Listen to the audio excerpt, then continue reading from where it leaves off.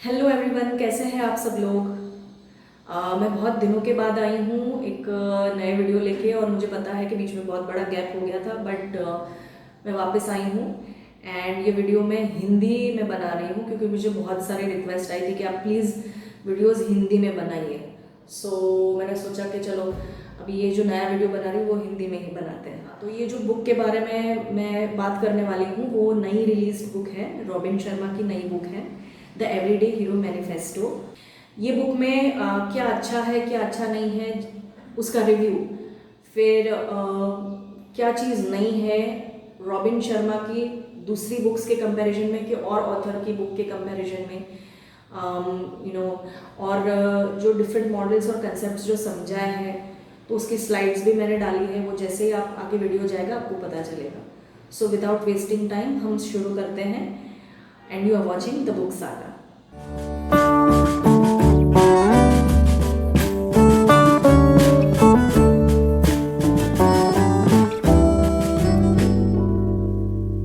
Okay, तो I straight away get to that point कि आपको ये बुक पढ़नी चाहिए कि नहीं पढ़नी चाहिए। तो मैं ये बोलना चाहूँगी कि अगर आप रॉबिन शर्मा के फैन हैं तो डेफिनेटली आप ये बुक को ट्राई करिए, पढ़िए। उसका रीज़न ये है कि उन्होंने जिस हिसाब से ये बुक लिखी है, उनका नैरेटिव स्टाइल है या जो बीच बीच में उन्होंने कोट्स डाले हैं वो बहुत ही मोटिवेशनल है, बहुत ही इंस्पिरेशनल कोट्स है। और ऐसा नहीं है कि थोड़े बहुत चैप्टर्स में देखने को मिलेंगे। उन्होंने जिस हिसाब से लिखा है, कोई भी चैप्टर देख लो उसमें आपको कोट्स तो दिखेंगे ही, और जिस हिसाब से उन्होंने लिखा है वो सारे लाइंस में आप उनका वार्मथ और उनकी एनर्जी फील करोगे, जैसे कि वो अपने तहे दिल से आप तक वो बात पहुंचाना चाहते हैं कि आप प्लीज़ ये करो। अगर आप में वो क्षमता है, आप में वो पोटेंशियल है, तो दूसरे की बातें आप मत सुनो, आप अपने गोल पे टिके रहो। एंड जो भी आपका फील्ड है उसमें आप मास्टरी लाओ, प्रैक्टिस के थ्रू और डिसिप्लिन के थ्रू। एंड उसके रिलेटेड ही वो डिटेल में सारे उन्होंने कंसेप्ट और मॉडल समझा है। वो जैसे ही आप पढ़ोगे, पढ़ना तो है ही, पर अगर आपने अच्छे से ठीक से उसको इम्प्लीमेंट किया तो डेफिनेटली आप अपने जो भी आपका फ्यूचर गोल है, जो आपका विजन है, मिशन है, वहाँ तक आप डेफिनेटली पहुँच पाओगे। तो let's get started with the models and concepts through the slides.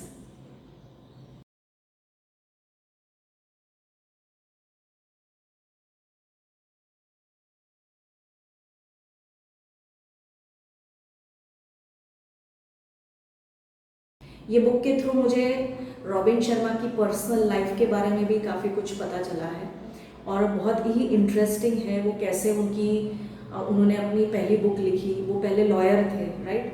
तो उन्होंने अचानक से उनको ऐसा क्या थॉट आया और उन्होंने डिसीजन लिया कि मुझे आगे नहीं करना है, मुझे कुछ और करना है। तो उन्होंने सोचा कि मैं एक बुक लिखता हूँ। तो वो पूरी जर्नी के बारे में और फिर पूरा उन्होंने ये शेयर किया हुआ है कि कैसे उन्होंने अपनी पहली बुक सेल्फ पब्लिश की। एंड फिर बुक स्टोर्स में वो जाके बातें करते थे और मार्केटिंग करते थे और बुक स्टोर के मैनेजर के साथ उनका कांटेक्ट रहता था। तो इनिशियल कॉपीज़ तो उनकी इतनी ज़्यादा सोल्ड नहीं हुई थी, पर फिर उनका जो जज्बा था और उनका जो डेडिकेशन था, उन्होंने कई लोगों से बात भी की थी ये फील्ड में, पर उनको निराशा इन द सेंस कि उन्होंने काइंड ऑफ डीमोरलाइज किया था कि नहीं, ये जो ऑथर जब बनते हैं, ये जो फील्ड है बुक्स की पब्लिशिंग की, और ये तो वो थोड़ी इतनी ज़्यादा स्कोप वाली नहीं है। तो वो डीमोरलाइज भी हो गए थे, पर उनको जो करना था वो उन्होंने किया। लोगों के ओपिनियंस को इतना उन्होंने माइंड में नहीं डाला और जो उनको अचीव करना था वो करते रहे। तो उनकी लाइफ में ये पॉजिटिव रहने की वजह से क्या चमत्कार हुआ, क्या मैजिक हुआ, वो पूरा उन्होंने शेयर किया है। और एक बड़े पब्लिशिंग हाउस ने फिर सामने से उनको ऑफर दी कि हम आपकी बुक छपवाएंगे। ये उनकी फर्स्ट सक्सेस स्टोरी थी और उनका एक लाइफ लॉन्ग ड्रीम भी है। जैसे कि आपने उनके वीडियोस में देखा हुआ होगा कि उनको कुकिंग का बहुत इंटरेस्ट आ रहा है रिसेंटली। तो वो नई नई रेसिपीज़ ट्राई करते रहते हैं। उनको इटालियन क्यूजिंग बहुत पसंद है, वो मैंने देखा ये बुक के थ्रू। एंड वो आप उनकी स्टोरीज़ में भी देखते होंगे और बुक में भी लिखा है कि वो इटली बहुत बार जाते हैं। तो उनको इटली घूमने में बहुत मज़ा आता है। So yes, coming back to the cooking part, तो उनका यही एक ड्रीम है कि धीरे धीरे उनको ये उनका सपना पूरा करना है कि एक डिफ़िकल्ट लोकेशन के ऊपर उनका खुद का रेस्टोरेंट उनको शुरू करना है।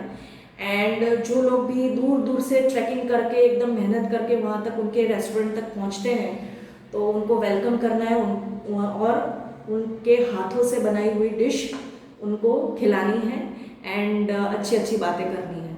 तो ये रेस्टोरेंट ओपन करना एक डिफ़िकल्ट लोकेशन के ऊपर, वो उनका एक ड्रीम है। फिर दूसरी बात है उनके फैमिली के बारे में पता चला काफ़ी सारी चीज़ें। एंड उनकी लाइफ में उनके एक टीचर थे, वो जब स्कूल में थे तब उनके एक टीचर थे जो बहुत मोटिवेशनल थे। उनकी लाइफ में बहुत बड़ा इन्फ्लुएंस था कि उन्होंने एनकरेज किया था उनको, तो उनके बारे में उन्होंने लिखा है, उनके पेरेंट्स के बारे में लिखा है। सो ये उनका जो पर्सनल साइड है वो बुक में अच्छे से जानने को मिला, तो ये बात मुझे अच्छी लगी। दूसरी चीज़ जो मुझे अच्छी लगी कि उन्होंने पोएम्स शेयर की है ये बुक में, एंड मोटिवेशनल पोएम जो वो अपने रीडर्स तक जो बात पहुंचाना चाहते हैं कि आप अपने जो भी अपना विजन है, ड्रीम है, वो पूरा करो, लोगों की बात मत सुनो। तो वो पोएम होप के रिलेटेड है, जॉइन द होप ब्रिगेड। तो वो पोएम जब आप पढ़ोगे तो बहुत अच्छा लगेगा। तो ये एक पार्ट मुझे बहुत अच्छा लगा बुक का। और दूसरी बात, ये छोटे चैप्टर्स मुझे क्यों अच्छे लगते हैं, क्योंकि आजकल लोगों के पास इतना टाइम नहीं होता है। सबको सबकी लाइफ में जिम्मेदारी होती है, अपनी रिस्पॉन्सिबिलिटीज़ होती है। सो जितना छोटा है, जितना शॉर्ट है, उतना अच्छा है। शॉर्ट में जितना आप चीज़ समझाओगे उतना लोगों को ज़्यादा माइंड में उतरेगा। दैट डजंट मीन कि आप काफ़ी सारी चीज़ें स्किप कर दो, वो लिखने का तरीका होता है। अगर आप शॉर्ट में बहुत सारी चीज़ें, बड़ी बड़ी चीज़ें समझा सकते हो, ये ऑथर के ऊपर होता है, तो उन्होंने बहुत अच्छे से समझाया है। सो चैप्टर्स का लेंथ शॉर्ट है, 1 या 2 पेजेस में ख़त्म हो जाता है, वो एक अच्छी चीज़ है। और एक चीज़ जो मुझे बहुत ज़्यादा अच्छी लगी वो है कि मैंने नॉन फिक्शन और मतलब सेल्फ हेल्प बुक्स में ऐसा देखा हुआ है कि एग्जाम्पल्स तो दिए हैं होते हैं किसके, कि जो ऑलरेडी अपने फील्ड में बहुत ही ऊपर तक पहुंच चुके हैं एंड पीक तक पहुंच चुके हैं, उनके एग्जाम्पल्स देके हमें वो चीज़ समझाई जाती है। बट ये बुक में है वैसा सेम टू सेम चीज़ है, बट अलग क्या है कि उसके ऊपर पूरा चैप्टर डेडिकेटेड है, कि एग्जाम्पल्स दिए हैं पर पूरा चैप्टर उनके ऊपर है। फोटोग्राफ भी है ये बुक में, यस, ये मैंने मेंशन नहीं किया तो मैं आपको बताना चाहूँगी कि बहुत सारे उनके पर्सनल फोटोग्राफ्स भी, जैसे कि मैंने बताया कि पर्सनल सारी चीज़ें शेयर की है, तो उसमें फोटोग्राफ्स भी दिए हैं। बट ये जो पायनियर्स है जो उनके फील्ड में मास्टरमाइंड्स, ब्रिलियंट मास्टरमाइंड्स, जिनका एग्जाम्पल देके पूरा चैप्टर डेडिकेट किया है, और उनके साथ जो एनकाउंटर्स रॉबिन शर्मा का पर्सनल एक्सपीरियंस रहा है, उनको अगर वो मिले हुए, तो वो फोटोग्राफ्स के साथ पूरा समझाया हुआ है कि क्या हुआ था, क्या एक्सपीरियंस रहा, उनकी क्या जर्नी थी। सो ये एक चीज़ें पूरा हमें A to Z जानने को मिल जाता है कि कैसे स्ट्रगल करके वो इंसान इतने ऊपर तक पहुंचा है, पीक तक पहुंचा है अपनी फील्ड में। एक और चीज़ मुझे जो अच्छी लगी कि उन्होंने, जैसे कि मैंने बताया कि पर्सनल चीज़ें शेयर की, तो उन्होंने अपना 24 मंथ्स का, 12 मंथ्स का पूरा एक शेड्यूल बता दिया, प्लानर बता दिया कि वो अभी से पूरे साल में क्या करने वाले। He is a very busy person, तो उनको करना पड़ता है। तो लिटरली मैंने देखा हुआ है कि काम तो है ही, पर बीच में रिलैक्सेशन भी बहुत ज़रूरी है।